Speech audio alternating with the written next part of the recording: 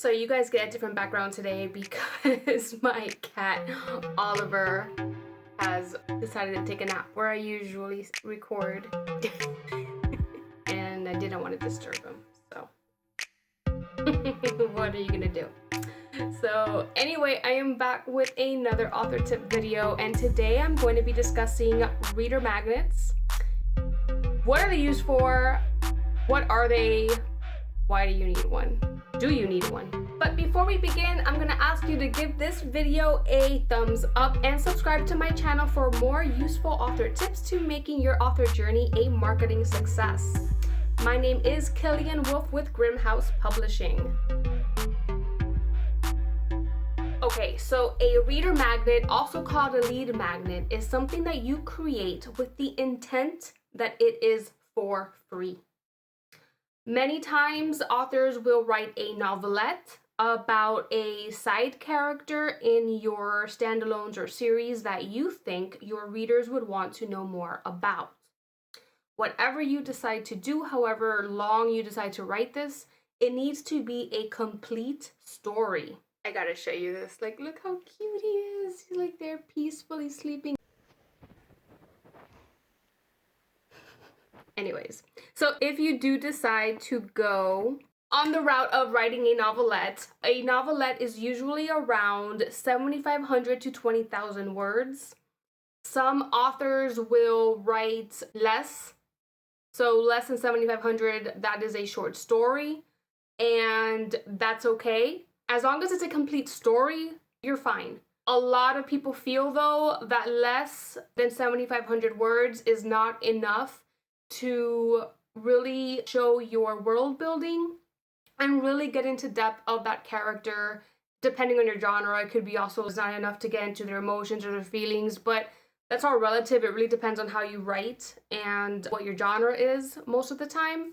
A lot of authors who do give away a short story sometimes give away two to compensate for them being shorter.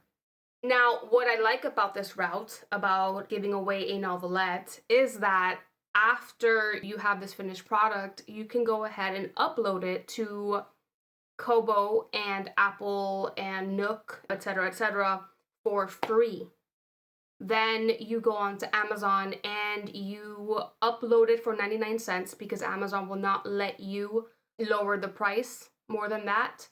And then after it's live, you go ahead and you request that they price match to the other stores, because they will price match. And you tell them, please price match this book to perma-free. And then you have it on there, free. So why would you do this? Why would you put a free book onto Amazon?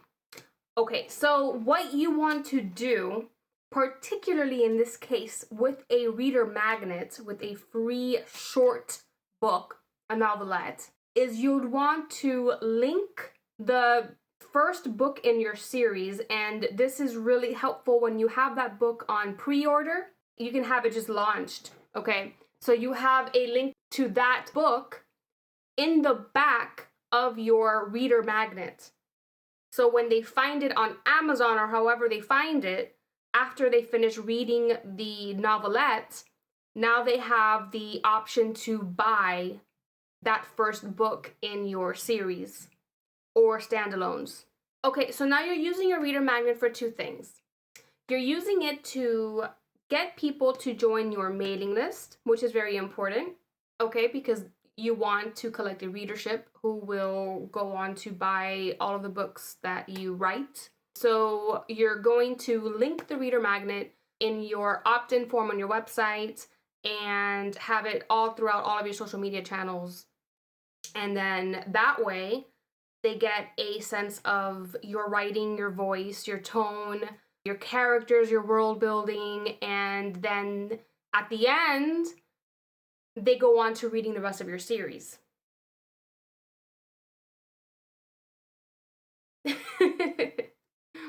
And the second thing that you're doing, now you need to make sure that you have a BookBub account for this, but basically because you have your book perma-free in different platforms and it is a new release, then BookBub will go ahead and email their ginormous list of readers your free book. My book was perma-free. Hi, Ollie. For the first week, and in 1 week, I got more than 200 downloads from BookBub alone. And hopefully those people will then convert to sales. And I will have read-through for, for the rest of my series. So it's a great lead. That's why it's called a lead magnet. It leads people to the rest of your books. So what if you don't have a novelette written? You don't have something to give for free in order to get people to join your mailing list. Then I really, really do suggest that you write one, because readers really like to get a feel of your voice before they invest their time in your books. That's just the age that we live in now. And it does not have to be a novelette. Like I said before, it can be a short story. You can write 2 short stories. You can write 1,500 words. And if you give them 2, then maybe that is enough to get them interested. I really do like the idea of novelettes because it's a really good word count sweet spot. My novelette, Defying Demons, is around 10,000 words. So I know some authors in my genre, they'll give away 20,000 words. But for mine, my story was concluded in 10,000 words, and I wasn't going to force more out because then it would just be a whole lot of fluff. I started off as a short story writer, so for me, writing short stories, I have my knack, my formula, and I'm kind of a very to-the-point writer, and sometimes I'm a little bit of an underwriter, and that's just me though. For me, I prefer the novelette strategy, but if you are not even a fiction writer, and let's say you write cookbooks, then maybe you can put together some free recipes. If you write children's books, then maybe you don't even need to write anything at all, and you can have coloring pages. You can put together a coloring book or a coloring packet, and you can just go to Fiverr, and there are so many children coloring artists on there. I took a look not too long ago, and I was really surprised on how many they were, and they're very affordable, and they do beautiful work. Of course, you have to really dive into Fiverr to find that they are legitimate business transactions. I shouldn't say that. They usually are, but sometimes it's a needle in a haystack to really find what you're looking for.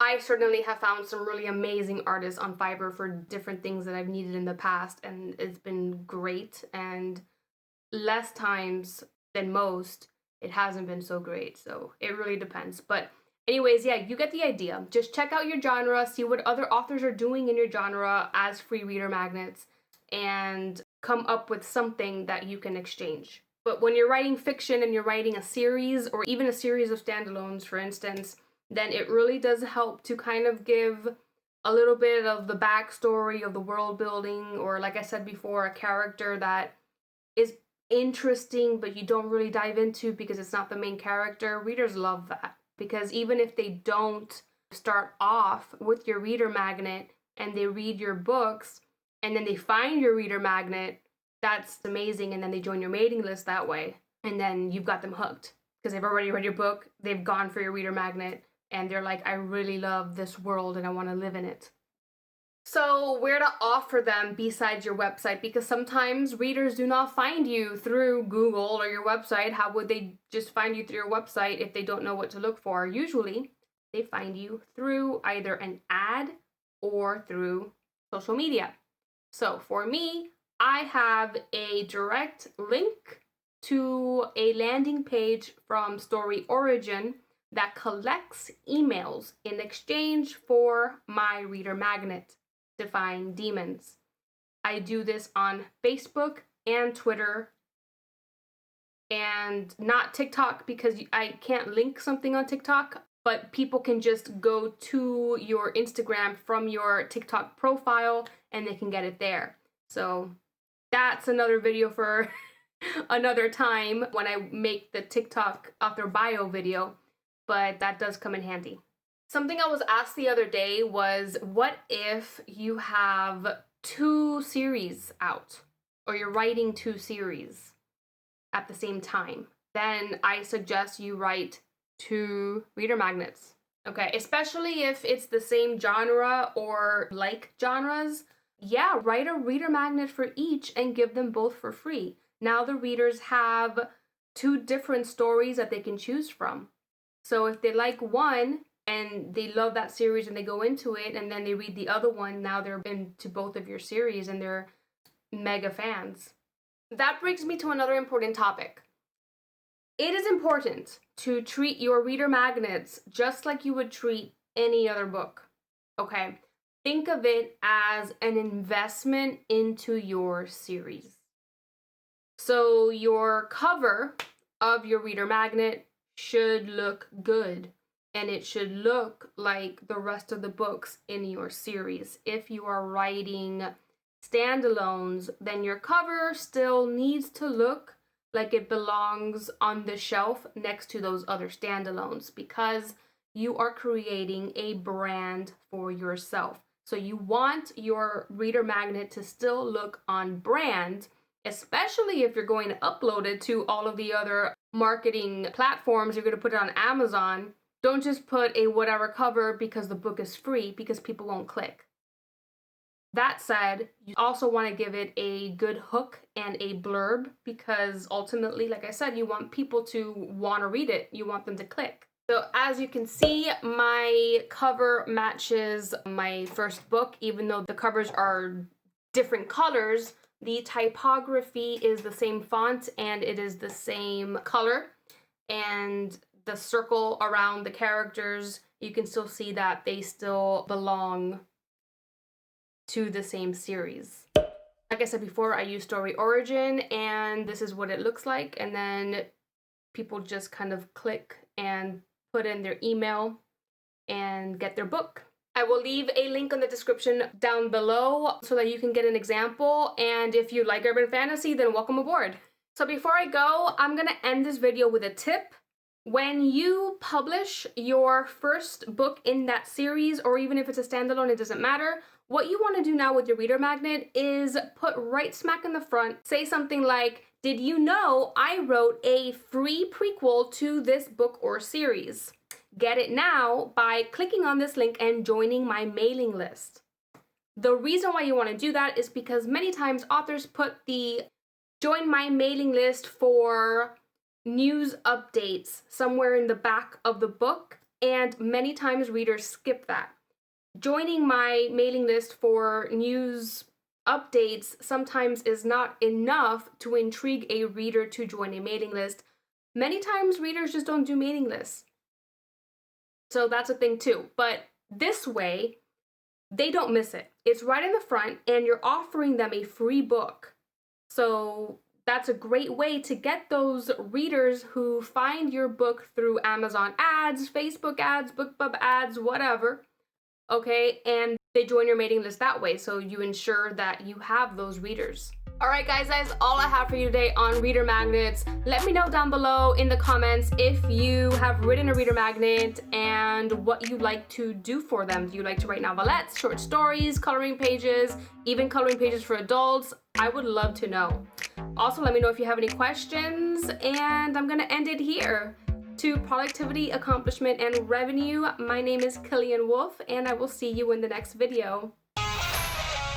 One life for the revolution.